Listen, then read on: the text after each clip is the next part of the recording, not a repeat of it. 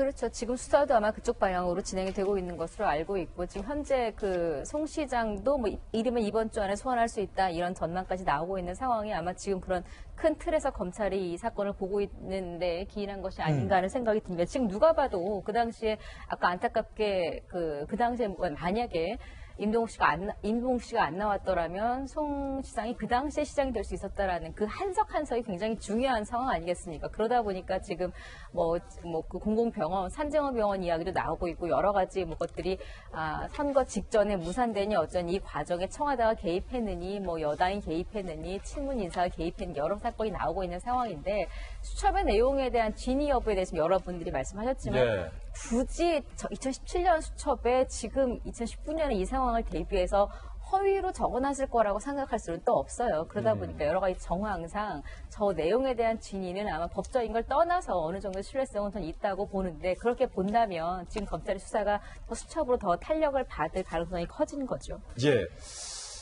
자, 그 생각 나지 않아요, 박정화 대변인? 일각에서는요. 저 사람 참 나쁜 사람이에요. 예, 맞아요. 박근혜 전 누가 대통령이 쓰신 거 말씀하셨던 것 같아요. 저 사람 참 나쁜 사람이에요.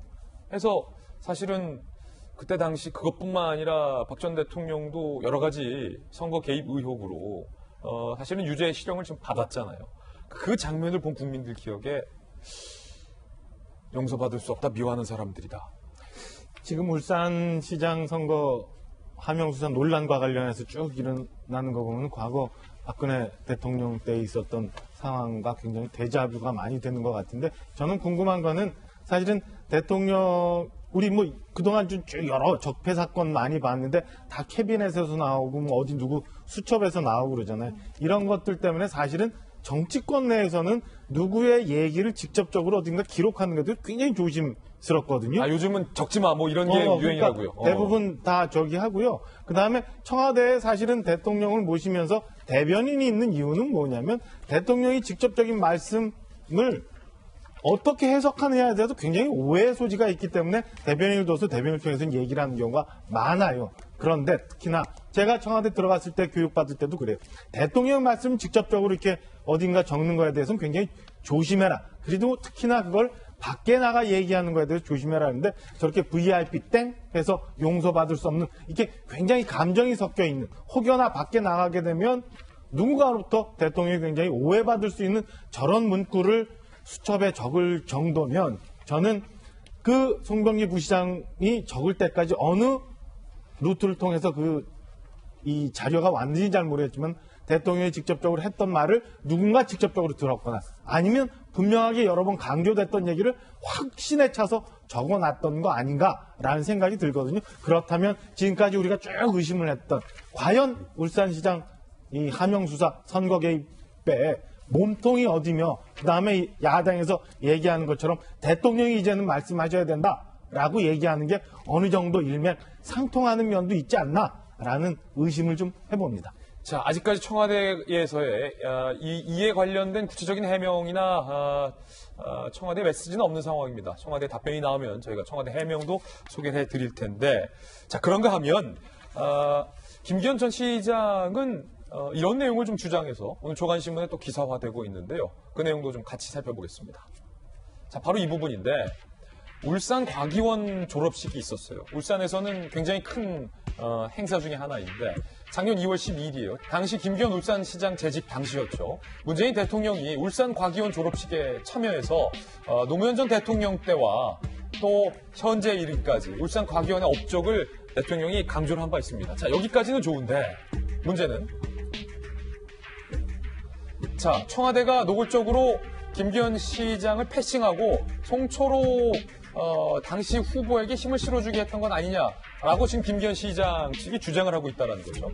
자, 졸업식 직전 김기현 시장의 주장에 따르면 청와대로부터 올해는 울산시장의 축사와 시상을 자제해달라라는 요청이 있었다는 거예요. 그래서 김기현 시장은 대기하고 있다가 대통령께 잠시 인사만 하겠다라고 청와대 측에 이른바 중재안을 제안했지만 청와대에서는 아예 나오지 마라라고 선을 그었다라고 지금 김기현 시장 측은 주장을 하고 있습니다. 문 대통령이 학교 둘러보고 학생들과 사진 찍을 때도 시장의 참석을 원하지 않았고 환송 인사도 짧은 티타임 요청도 받아들이지 않았다. 자, 결국 김기현 당시 시장은 문 대통령 축사하던 단상 뒤쪽에 있다가 현장을 떠날 수밖에 없었다라고 현재 주장을 하고 있는 상황입니다. 다른 지역은 어땠을까? 문재인 대통령은 비슷한 시기 부산 3월, 대구 3월, 제주 4월 방문 때는 당시 시장과 원희룡 지사 등등을 만났다는 겁니다. 유독 울산시장만 패싱한 것 아니냐라는 얘기가 울산 바닥에서 나오고 있습니다.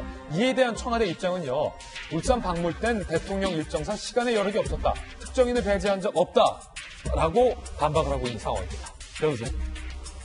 좀 전에도 그 2016년 선거를 대입해가지고 이 업무에 그 얘기를 하시지만 만약에 그 임동욱 씨가 무소속으로 나오고 송철호 현 시장이 그 당시에 민주당 후보로 나왔으면 조금 납득이 갈 수도 있을 것 같습니다. 그러나 임동욱 씨가 민주당 후보로 나오고 반대로 송철호 현 시장이 무소속 후보로 나왔는데 이것을 가지고 그 오랫동안 민주당에 대해서 애정을 갖고 왔던 대통령이 미워할 수 없는 자들이다. 이렇게 말하는 것은 너무나 본말이 좀 전도되어 있다는 생각이 들고요.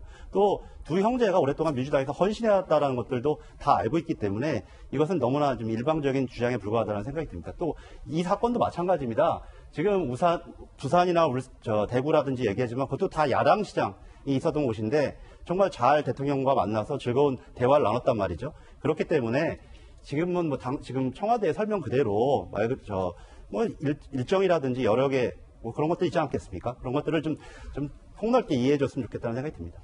저는 조금 의아한 게 사실은 대통령이 외부 행사를 하게 되면은 의전, 경호, 홍보 이런 라인들이 사전에 소위 답사라는 거래요. 답사를 대통령이 어느 지점에 서 있다. 그러면 그때 당시 기자들은 어느 지점에 포인트를 놓고 카메라를 놓는다. 그리고 대통령이 몇 분 움직이고 나면 누구가 옆에 서 있는다. 이런 것까지 다 조율을 하거든요. 그렇게 해서 한 1, 2주 전에 지방행사 같은 경우 다 조율을 하는데 현지에서 대통령이 뭐예요? 행정 수반 아니에요? 행정부 수반. 그러면은 지방을 가게 되면 행정부 수반 대통령 바로 다음 뭐냐면 그 현지에 있는 광역단체장이 제2인자가 되는 겁니다. 장관을 제외할 경우. 그러면 제2인자가 요구하는 것에 대해서 의전이나 경호에서 웬만하면 가급적이면 다 받아들이는데 저런 일이 지금 현재까지는 일단 김기현 전 시장의 일방적인 주장이니까 뭐 대통령을 만날 수도 없게 하고 그다음에 뭐 축사도 하지 말라고 하고 이런 것들이 과연 현실적으로 가능한가?